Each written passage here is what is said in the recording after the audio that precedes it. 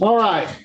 So let's start us off with this. Have you ever had a conversation with someone and you get the feeling that they're not listening to you? All the time. All the time. I was thinking right now. Kind of get that.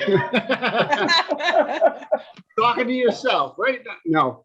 All right. So all the time. Anybody else, or is it just a couple of us? Yes. Yeah. Have you ever found yourself talking to someone and not really listening to what they're saying? Yes. I see some heads. Yeah, right. Yeah. That can happen. I think we have a tendency to more of a debating type kind of situation. Yeah. We have a tendency to say what we're going to say, and then while the other person is talking, instead of listening, we're formulating what we're going to say next. Right. Yeah. Yeah, absolutely. Being a good listener is a tough thing sometimes, especially when what you have to say is very, very, very important. Far more Much more important what they're saying. That's right. It's far more important. And I wish you'd hurry up so I can get to what I want to say. Yeah. Now, how does it make you feel when you have been the person that's been talking? You kind of get the feeling that they're not listening. So what's the point? What's the point? Why are we doing this? Unimportant? Like, you know, that kind of goes with what you were saying, Luther. Like, why are we talking? I'm just kind of, are you listening to me? We're not really having a conversation. Can feel disrespected, annoyed. I was going to say angry, annoyed, frustrated, angry. Absolutely. And especially it depends on the context, right? Of who you're talking to and what you're talking about. If this is something very important to you, and you feel like they're not really listening, they're not hearing, can be frustrating, can be very angry. We're going to kind of talk a little bit. We're going to see a little bit of someone this evening who just doesn't want to listen, doesn't want to pay attention, doesn't want to heed what's being talked about. So let's take a look at Exodus chapter 7. We're going to look at verses 14 to 25. So Exodus chapter 7, 14 to 25. And it says this. It says, and the Lord said to Moses, Pharaoh's heart is hardened. He refuses to let the people go. Go to Pharaoh in the morning as he is going out to the water. Stand on the bank of the Nile to meet him. And take in your hand the staff that turned into a serpent. And you shall say to him, the Lord, the God of the Hebrews, sent me to you, saying, let my people go, that they may serve me in the wilderness. But so far you have not obeyed. Thus says the Lord, by this you shall know that I am the Lord. Behold, with the staff that is in my hand, I will strike the water that is in the Nile, and it shall turn into blood. The fish in the Nile shall die, and the Nile will stink, and the Egyptians will grow weary of drinking water from the Nile. The Lord said to Moses, say to Aaron, take your staff and stretch out your hand over the waters of Egypt, over the rivers, their canals, and their ponds, and all their pools of water, so that they may become blood. And there shall be blood throughout all the land of Egypt, even in the vessels of wood and in vessels of stone. Moses and Aaron did as the Lord commanded. In the sight of Pharaoh and in the sight of his servants, he lifted up the staff and struck the water in the Nile, and all the water in the Nile turned into blood. And the fish in the Nile died, and the Nile stank, so that the Egyptians could not drink the water from the Nile. There was blood throughout all the land of Egypt.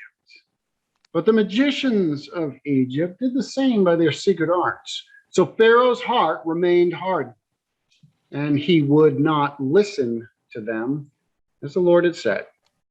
Pharaoh turned, went into his house, and he did not take even this to heart. And all the Egyptians dug along the Nile for water to drink, and they could not drink the water of the Nile. 7 full days passed after the Lord had struck the Nile. All right, so what does God say to Moses in the beginning of this text here? What's he say?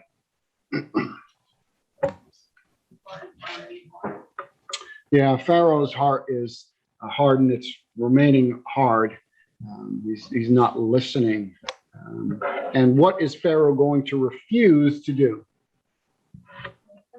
Yeah, he's going to refuse to let them go. He won't do it. What does God want Moses to do then? I mean, do you want text for text or just like You tell me, what do you think? What's he want him to do? go and show us that he's Yeah. serious and there's consequences? First step, he goes to send him away. Absolutely. Wants him to go out again. Now, Then what am I saying?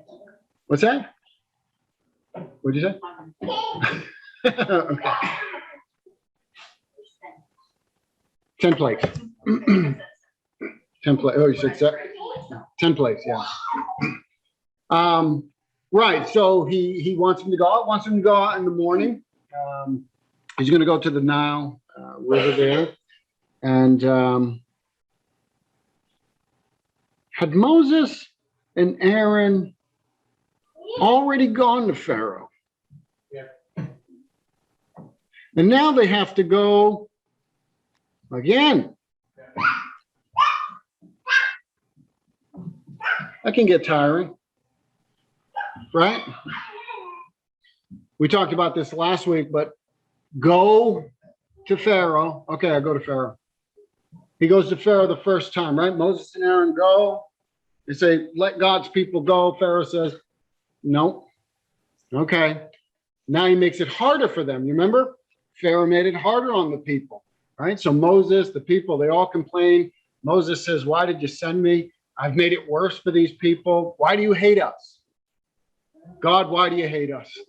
Right? That's kind of how they're feeling. So God says, go back. Okay, I went the first time. He didn't let him go. Now you want me to go a second time? Yes, go back. This time you're going to do a little miracle. You're going to do a little sign. Okay, so they go back. Remember last week we talked. They throw down the staff, turns into a snake. Well, the magicians come along and they do whatever they do. Could be a real miracle, could be a switching kind of magic thing, whatever. But the magicians do something similar. But, you know, obviously Moses and Aaron's, their staff eats up all the other snakes. But Pharaoh doesn't listen. So now God says to Moses and Aaron, go again. This is now going to be the third time. If that were you, how would you feel? If you were Moses and Aaron, you keep going, you're not getting good results. How would you feel? What's the point? What's the point? Discouraged? What are we doing? I mean, I would feel like, hello? I'm tired of going to this guy now, right? So think about that, because this is not the first time that they've been told to go with the same message. They're going with the same message. So go out to Pharaoh as he goes out in the morning. So what is God going to do as a sign to or for Pharaoh? What is God going to do? Turn the water blood. He's going to turn the water to blood. What are we saying? Ruin things. Okay. Yeah. He's definitely going to ruin some things. Turns the water to blood. Now, why does Yahweh, why does God turn the water to blood? Okay, who else can do that? To show that he's got power. Show he's not bluffing, right? This is not a joke. Yeah, things start to go worse and worse, right? As God continues to have this Bible study with Pharaoh, each lesson gets a little harder over time. As it progresses too, that Pharaoh's own people are probably going to turn on him a little bit because, I mean, not his people can't drink water either. Yeah, what you will see, and this is kind of as we progress through the 10 plagues, what you will see is at first, well, there's people who are angry with Moses already. That's true, and there'll be that. Yeah, what's going to happen is God is going to do the plagues are going to be on everybody at first. Doesn't matter, Egyptian, Israelite, everybody's going to experience the plague. But as it goes on, you're going to see that God will only do the plague on the Egyptians. Then it will only be on those who don't believe and take action. And that means if Egyptians take action, heed God's word, then they'll get the blessings as well. So you're going to see that as they go on. At first, it's blanket. Everybody, this is a general plague on everybody's house, you could say. But there's another reason, and everything that's been said is correct, but this is an attack on the Egyptian god named Hapi. Hapi was the Nile god.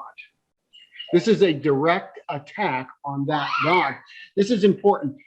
As we go through these 10 plagues, what you have to keep in mind is that every plague is an actual attack on one of the Egyptian gods. We're going to talk about it as we go. But here's the first one, and this is an attack against the Egyptian god Hapi. And what you see here is that the plague of water, again, is against this Egyptian god, goddess. It's hard to describe whether this was a male or a female deity.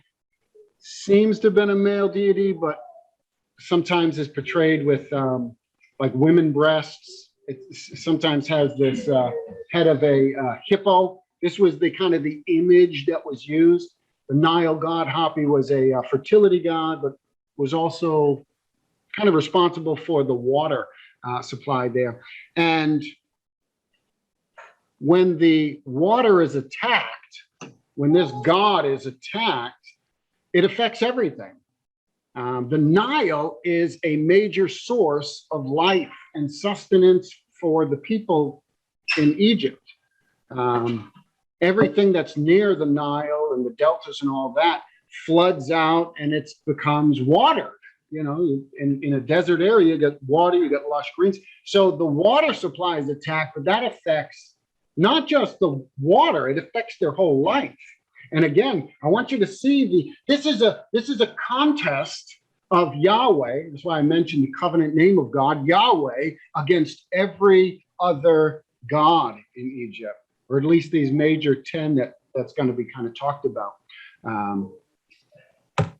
So that's what's going on with that. So what do we learn about the Egyptian god Hapi from this event? No match for him. No match. No match. That God, the God of the Israelites, is greater than this God of the Egyptians. Now, of course, we know that there is only one God, right? There's only one true God. But they didn't know that. And they're all getting a lesson. And the lesson is the God of the Hebrews is able to overpower, at least in this event, your Nile God, able to do that. So there's a big message going on here. So it's bigger. All of these plagues are actually bigger and more important than just the fact that it's attacking their water supply. This is attacking their religion. This is attacking their system of worship, their system of protection, and you would worship the Nile God for what? What would be the reason for that? For water, for fish, for supplies, to make sure your gardens grow, all of that kind of stuff. So you would worship this deity, and now your deity is unable to come through. Your deity is worthless. So God is having a fight in a sense, and he's really overpowering these deities. So there's a lot going on in this text that we'll continue to see. So when Moses and Aaron perform the miracle, what do the magicians do now? They duplicate it. They duplicate it, they copy it, they mock it, and they copy it in some sense. Now, again, I'm of the opinion, the text doesn't say, I'm of the opinion that Moses and Aaron are doing real miracles. God is, this is the misunderstanding we had last week, right? Moses and Aaron are doing real miracles. God is doing it through them. But these guys are coming along. I don't think they're doing real miracles. I think they're charlatans. I think it looks like they're doing miracles and they're able to, like we talked last week, there are magicians today, street magicians, people who do fantastic things that we would say, well, it's not real, but man, does it look real, right? I mean, how did you do that? I couldn't understand it. Well, they had people back then who were doing this kind of thing. Either it's a real demonic forgery, we would say, being empowered by Satan or something like that, which the text doesn't say, but if they're doing a real miracle, then it would be by the power of Satan or something like that. Hey, James, Yeah, go ahead. Debbie's Bible commentary had a good point here and said these magicians were able to copy it, but they weren't able to reverse it. If they were doing real signs, real magic, then obviously they could reverse some of this, and they couldn't because this was from God. Yeah, and that was going to be probably our next question, but that's all right. We kind of jumped to it. But what did the Egyptians need? They didn't need more blood. So whether this is a real or a fake thing that these magicians are doing, they're doing it to a small extent, but that's not what they need. If you really want to show your power, you undo it. We need drinking water, not more blood. Who cares, right? But that's what happens anyways. Now, part of the way that Pharaoh is being hardened is through these magicians doing some kind of a miracle that's simulating what God is doing through Moses and Aaron. And listen, if these guys can do it too, no big deal. I guess I don't have to worry about what you guys are doing, right? It's nothing amazing if my magicians can do something similar, right? So I think there's a hardening that's happening because Pharaoh is seeing that these guys are doing something similar. All right. Did he throw you off track? I just got to make sure I know where I'm at. That's all. Oh. No, it was a good point because it was a point that I was going to raise. The real issue is they need drinking water. They don't need more blood. So it was a very good point to bring up. Now, what do we learn from this text? What's kind of the big picture? What's the overall idea that we can think about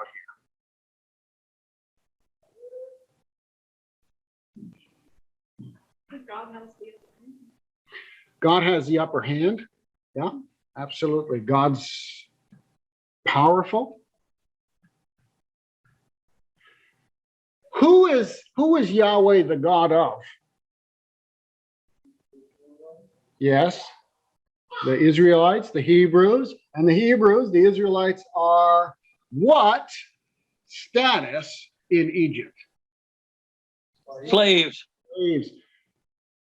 Yahweh is the God of the slaves, and yet the God of Pharaoh and the people who are in power are unable to handle this God of the slaves. Something going on there as well, right? This slave people are worshiping a God that's more powerful than the people who are in the ruling class, right? Our deities, there's a problem there. Who would worship in the ancient world? Who would worship a God who was the God of slaves? If your God was really all that powerful, wouldn't you be the ruling class? Doesn't it sometimes look like God's people are weak? And sometimes feel like God's people are weak?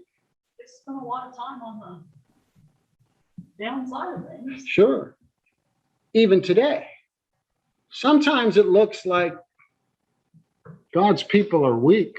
God is the true God is the God of the slaves, right? And he's God of all people, yes, but he's the God of the downcast. He's the God of the lowlifes, the nobodies. Paul will make the point, right? The apostle Paul will say, not many of you were of noble birth. Not many of you were wise and rich and wonderful and magnificent, but God called the the weak, the miserable, all the lowly, to kind of put to shame the wise of the world and those kinds of things. There's something going on here with the God of the slaves who's putting to shame the God of the nobles, that kind of thing. So just keep that in mind. God's people often looked weak. We often feel weak today, don't we? I mean, let's be honest. Sometimes we feel weak. Maybe we feel powerless. But our God is still the God of the universe. Our God is still the God who can put under his feet anybody. Right? He is the Alpha and the Omega, the beginning and the end. What is God doing? Well, what was he doing with these slaves? What was he going to do? What is he doing today with us and all our weaknesses and all our failures? God's doing amazing things. He's going to do amazing things, and people are going to recognize that the God of the slaves is more powerful than anybody and any of these deities. He's going to bring them out of the land of Egypt. And God is doing something today, even though sometimes it doesn't look like it, even though sometimes we have the same message to the same people over and over again. It almost doesn't seem like anything's happening. Why bother? Why am I going again and again and again and again and again? And God says, you just keep going. I'm doing something. Don't worry about it. You just keep going. So sometimes we have to be like Moses and Aaron and say, okay, okay, I'll do what you called me to do. It might be difficult. I might not understand why, but okay, I'll go. I'll go. All right. Any more thoughts on that before we move on to the homework question? All right. I don't think that maybe that Okay. there was Yeah, there's a week here, right? That's an interesting thing too, right? 7's an interesting number biblically. Yeah, these people are going a while. And we didn't talk about it, but we could talk about it now. What did the people have to do in order to get water now? Yeah, they're digging. Before they could just grab it out of the... so was not, I mean, we talked about like all the buckets and everything else. Was it not everything turned, like when it does, did they not get blood? It doesn't appear that way. It appears that God allowed them to work, to labor, to get some water, and they would have had this would have been the groundwater that's seeping through, right? You dig near a pond or a lake or whatever, you'll get that groundwater. It appears from the text that God allowed that. But in vessels, it's a strange thing. Yeah, the easy access and the direct attack on this God that they were worshiping. But if he would have left them without water for a whole week, I don't know, how long can you go without water? A couple days, right? Yeah. So God isn't killing everybody off, but he's making them work for it. You're going to work for it. So that appears to be what's going on here. But yeah, they have to work for it. They have to dig, and they have to, and of course it's going to be muddy and whatnot, and they've got to, who knows, boil it and do whatever. It's not an easy situation for them. You know? 7 days passed. Was the blood there for 7 days? Yeah, the 7 days would have been the plague is lasting for that period of time. 7 days when the frogs are coming, does the blood go away, or I mean, does one plague end? Yeah, it appears, it does appear that that's the case, that as the plagues, because what's going to happen is one plague is going to stop, because what will happen is Pharaoh will say, okay, at certain points he'll say, okay, I'll let the people go. Moses will say, okay, the plague will stop tomorrow or something. The plague stops, and then Pharaoh goes back and says, no, I was just kidding. I'm not gonna let you go. And then another plague kind of happens. But yeah, these people are 7 days without any easy access to water, which is important because this isn't just a couple hours. This isn't just a day. This is a hardship. Remember, everything's affected. This is not easy now. We talked about earlier, we said, thank you for running water. Somebody's going to be praising the God of the Israelites when this plague is over, right? Saying thank you that the Nile is, giving us water again, that kind of thing. So God is going to get praise out of this anyways. All right, so here is the homework question. I don't want to get cut off. Last week we got cut off and just shut off. Some people were wondering what happened. All right, so do we ever resist God's prompting, God's rebukes? And if so, if we do, how can we change our attitudes and learn to obey him regardless of what it looks like or what it feels like? Sometimes it doesn't look good or feel good. God calls us to do things that we might not like. Do we ever resist him? Remember, Pharaoh's not listening. He's not really listening. And God is going to eventually get his attention. But do we ever do that? Sure. Sure.